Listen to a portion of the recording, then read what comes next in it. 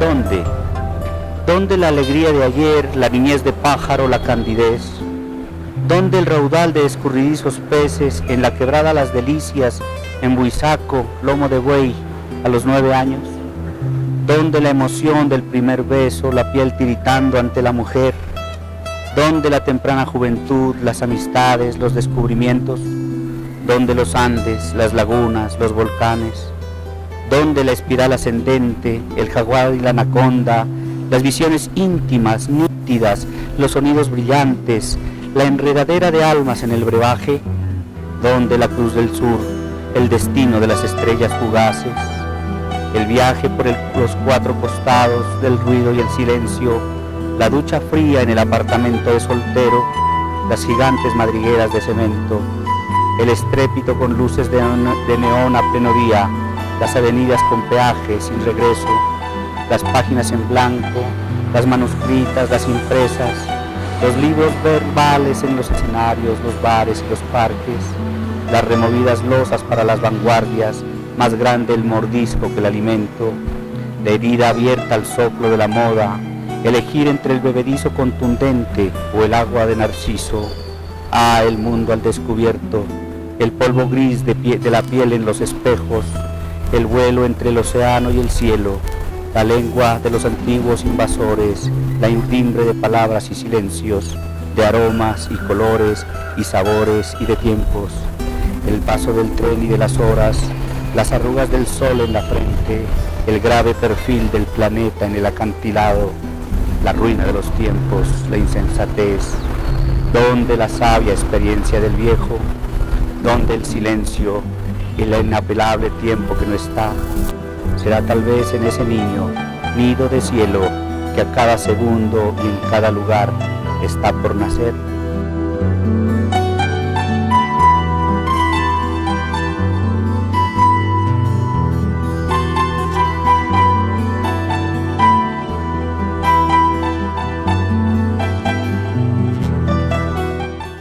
Amigos televidentes, después de haber escuchado este bello poema, cuyo autor es Arturo Bolaños Martínez, con quien vamos a entablar un diálogo sobre su última obra de poesía denominada Ufano Aliento, como también nos va a hacer una serie de comentarios relacionados con la obra de Carlos Pizarro León Gómez.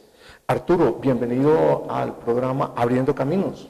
Carlos, muchas gracias por la invitación y es un gusto poder hablar sobre poesía y historia.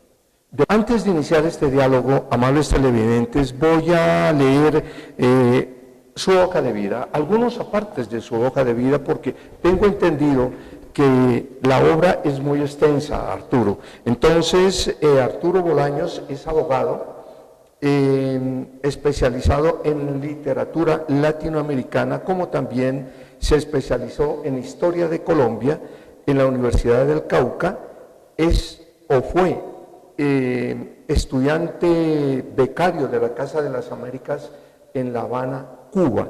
También tiene un doctorado en Historia Comparada en el Instituto de Historia de Vicent Vives de la Universidad de Barcelona, España.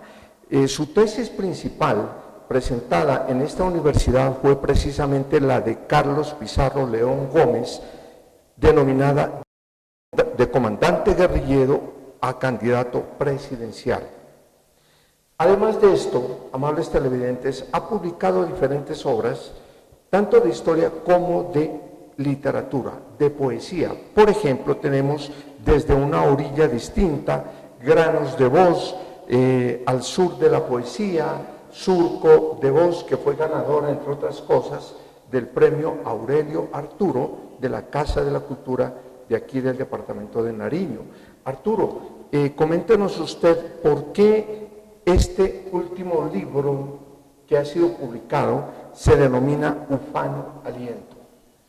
Bueno, Carlos, esta publicación de poesía es gracias a un grupo de amigos que tienen una editorial y tienen una revista literaria que se llaman de Común Presencia, una organización que lleva más de 30 años, y sirve el momento para comentar que el editor del libro, Gonzalo Márquez Cristo, murió unos días antes de la presentación que tuvimos la oportunidad de hacer en Pasto de este libro a propósito de lo nomástico de la ciudad. Este libro, Ufano Aliento, es el producto de una selección de poemas de un trayecto en el tiempo de 10 años. En el tiempo en que yo estuve viviendo fuera de Pasto, estuve viviendo en Barcelona, en España en general, entonces en varios sitios, y fue una selección, me pidieron una selección de poemas, y yo escogí unos cuantos, luego el editor los revisamos, y está traducido al catalán, por eso están escritos al catalán, porque en Cataluña y en Barcelona se habla el catalán. Sí, ¿hay algún homenaje relacionado con este libro? Digamos, ¿por qué se escribe en catalán y en español? Precisamente, el homenaje que yo quiero hacerle a Cataluña y a Barcelona, a los catalanes, es publicarlo en edición bilingüe. Sí. Esa fue una sugerencia que hice a los editores, la acogieron.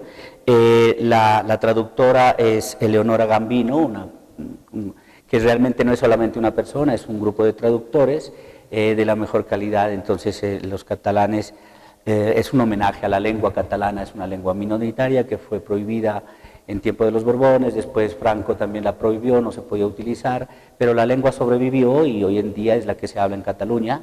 Yo tengo un hijo catalán, entonces en términos de la literatura, de la poesía, de la palabra, es también un homenaje al catalán, por eso se Claro, catalán. Claro, Arturo. Entre otras cosas, yo estaba mirando aquí, por ejemplo, existe un homenaje que usted hace a su niño, que nació allá, precisamente, y además de esto menciona una serie de diferentes personajes que están vinculados muchos con la literatura, con la historia, pero además hay otra serie de personajes interesantes que casi no están vinculados con este aspecto tan importante que es el aspecto cultural, ¿no es cierto? Por ejemplo, encontré un nombre aquí muy interesante que se llama Luciano, el hombre que vivía en el túnel.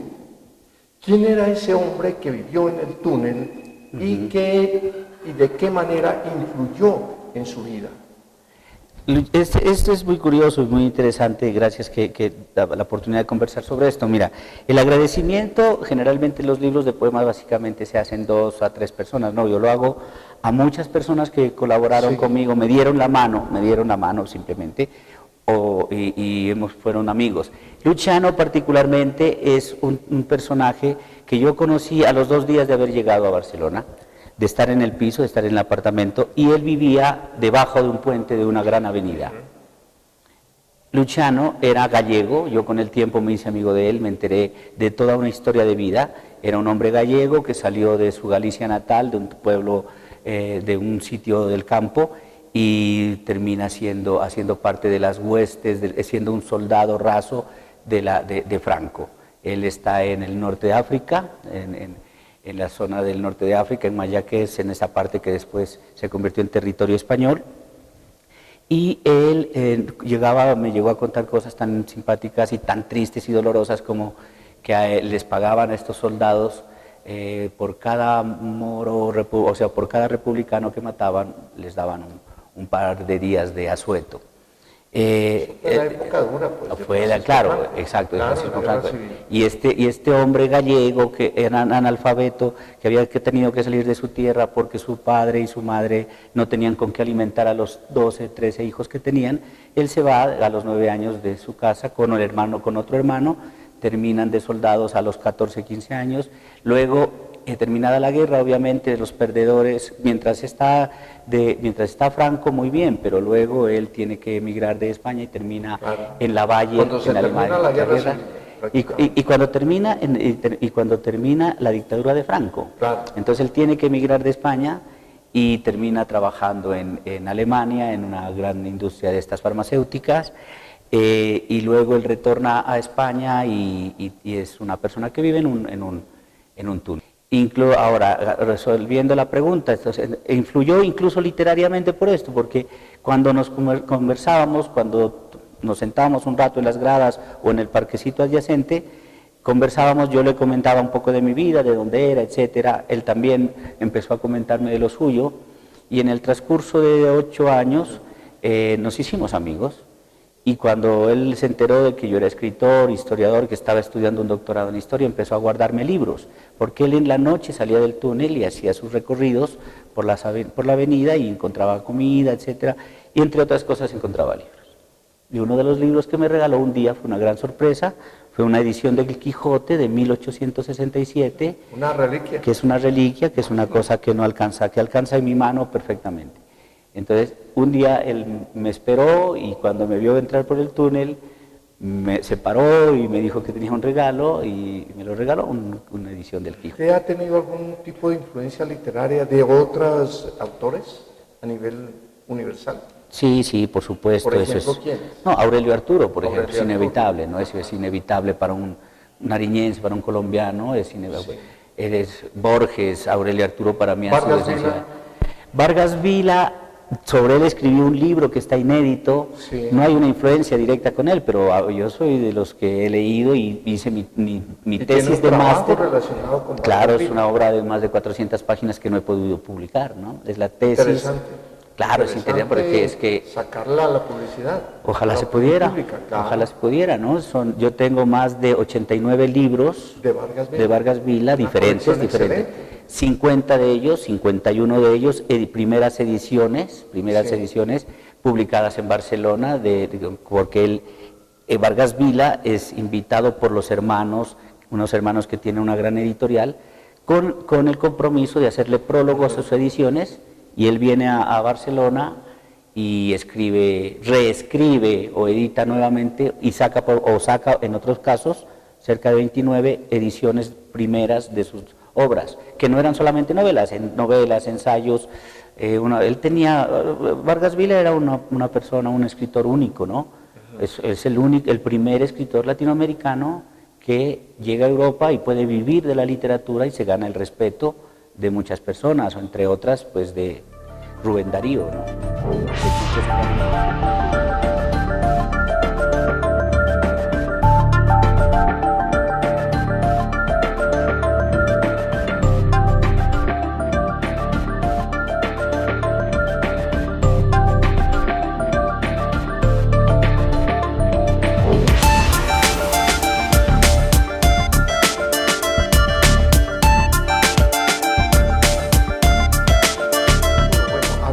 Sobre este último libro, Ufano Aliento, libro de poesía. He encontrado un título que dice lo siguiente: las palabras no surgen de las tinieblas. ¿De dónde surgen esas palabras?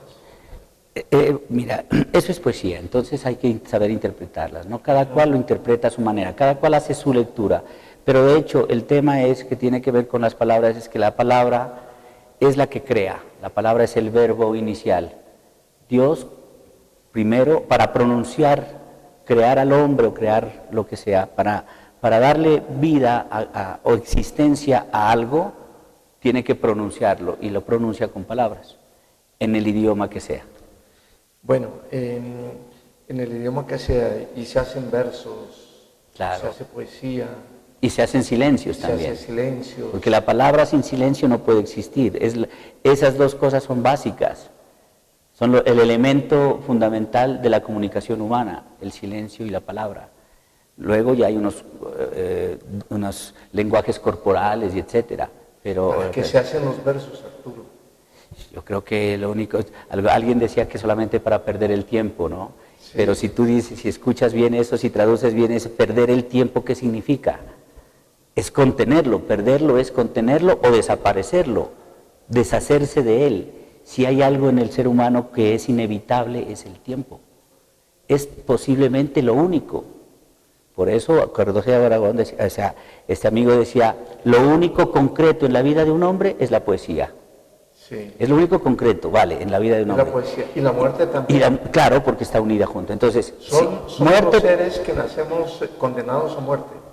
Total, sí. No hay vida sin muerte, y no hay palabra sin silencio, y no hay silencio sin sonido, y el sonido perfecto, para los músicos la música, para los poetas las palabras, la poesía en general, pero esencialmente la palabra como instrumento de comunicación, como medio de comunicación, que es lo que hace que seamos diferentes a cualquier otro ser, la sonrisa y la palabra. Y hablando de este tema, sobre los versos, sobre la construcción y la inspiración de para qué se hacen los versos, En este sentido, ¿cuál sería el oficio de ser poeta? Para muchos es vocación, ¿no? Vocación. Vocación, claro. Para o sea, otros. Para otros es incluso profesión, ¿no? O yo puedo leer aquí una cosa más, Arturo, que usted la menciona en un pequeño poema que se llama así, menos de sí, ocuparse menos de sí, el oficio del poeta.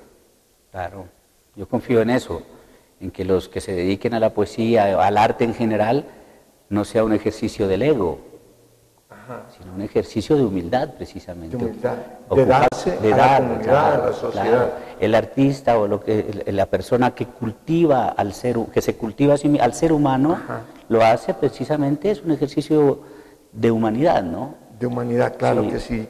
Aquí hay muchas cosas interesantes en este poemario de Ufano Aliento. Ya mencionamos uno, por ejemplo, las palabras no surgen de las tinieblas. Vana ilusión, poema muy lindo, donde la alegría de ayer, la niñez de pájaro, la candidez. Bueno, son una serie de poemas muy interesantes que estamos recomendando a todos los amables televidentes para que adquieran el libro, entre otras cosas, ¿no? Para que se empapen de estos poemas de la bella literatura y que nos deja un mensaje en nuestro interior y que además de eso nos hace reflexionar sobre las situaciones internas de cada ser humano como también de la sociedad. Vamos a hacer una pequeña pausa y ya continuamos con el poeta Arturo Bolaños Martínez.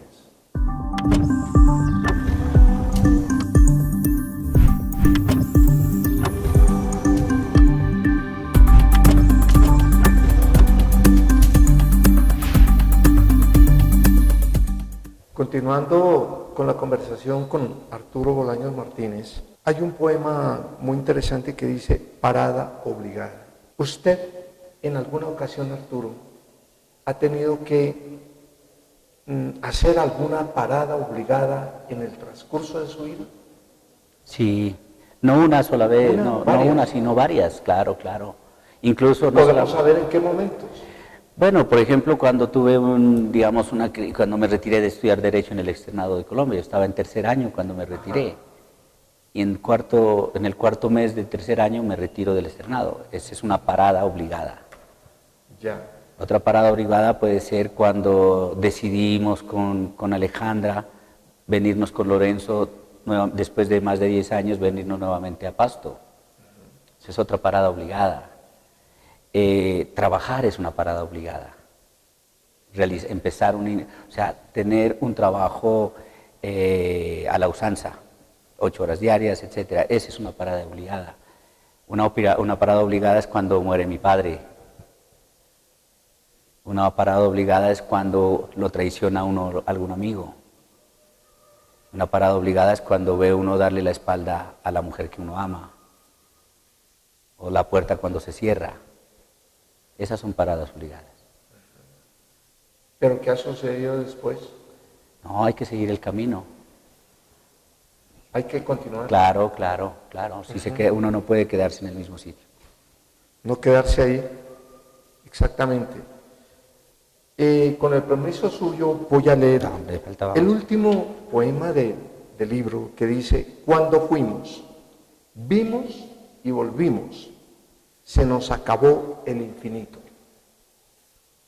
¿Qué opinión tiene de esto? Yo te respondo, claro, este es el último poema del libro, sí. Sí, bueno, es el último. Ese sería el epílogo, pues yo te respondo. Que tiene mucha relación con lo anterior que me acaba de comentar, entonces, hablando sobre las paradas obligadas. Claro. Entonces yo te respondería con lo que abro el libro, que es un texto brevísimo, a manera de epígrafe, de Juan Ramón Jiménez. Sí. Y don Juan Ramón dice: qué bello al ir a ser es, qué bello al ir a ser es haber ido. Arturo, ¿cómo se define usted? No, Carlitos, no tengo ni idea. ¿Muy difícil o qué? Sí, claro. ¿Como poeta, historiador, abogado? No. no. lleno de sentimientos profundos. Sí, yo digo en algún verso que soy... hacia la sociedad, la comunidad. ¿Cómo no, se defendiría usted? No, hay un verso por ahí que dice, cuando uno escribe poesía, uno se vacía ahí, ¿no? O se vacía, con I o con E, ¿no? Ahí uno dice que yo soy un agujero errante tirándole soles al cielo, dice un verso de estos. Sí, señor. Pues mira, es posible, es posible. Bueno.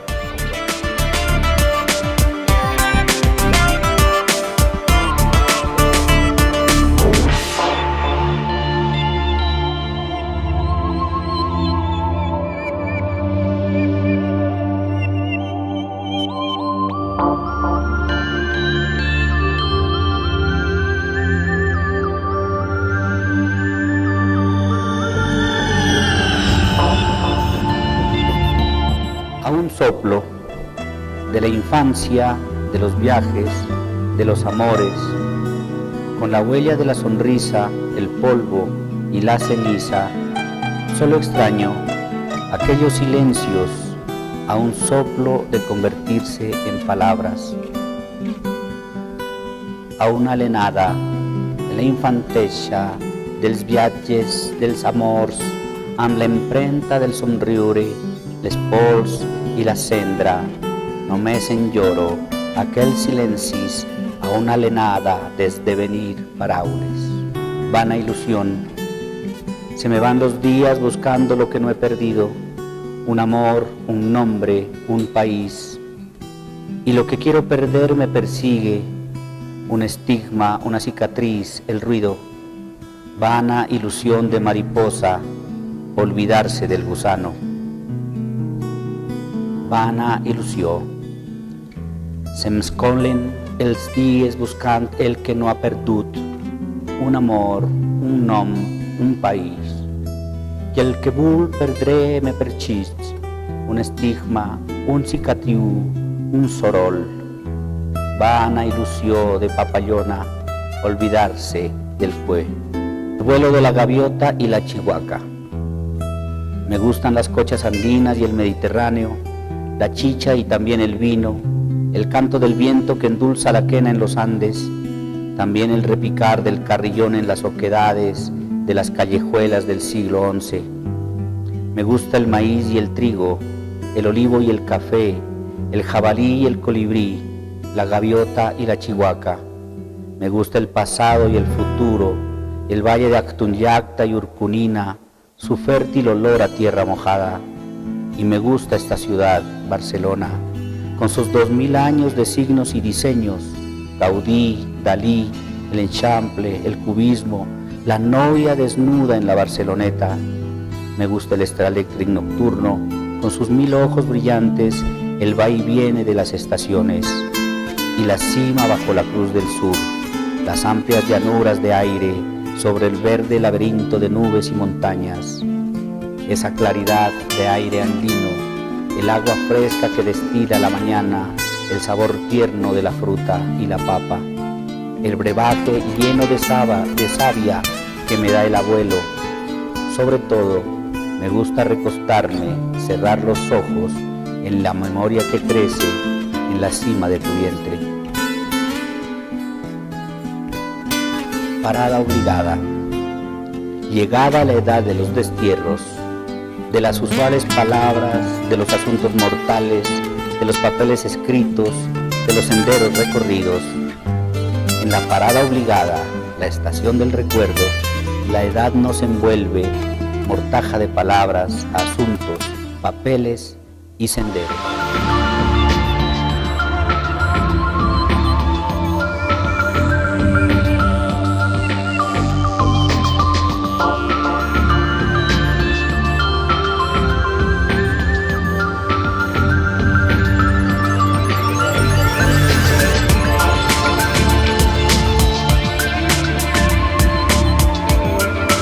Por último, Arturo, coméntanos usted sobre el libro de Carlos Pizarro León Gómez, candidato presidencial.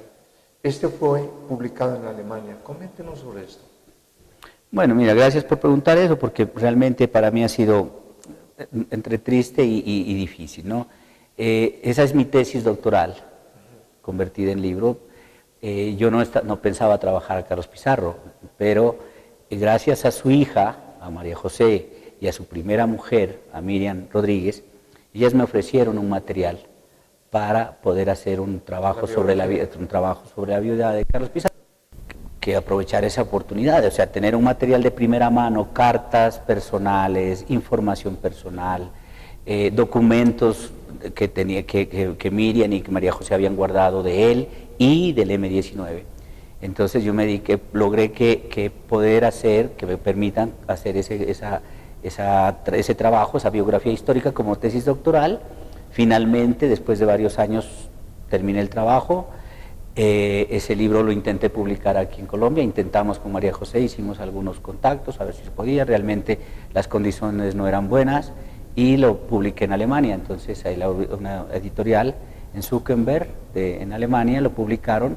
Las personas que les interese pueden a través de internet buscarlo como Carlos Pizarro León Gómez, de candidato presidencial, de comandante guerrillero a candidato presidencial.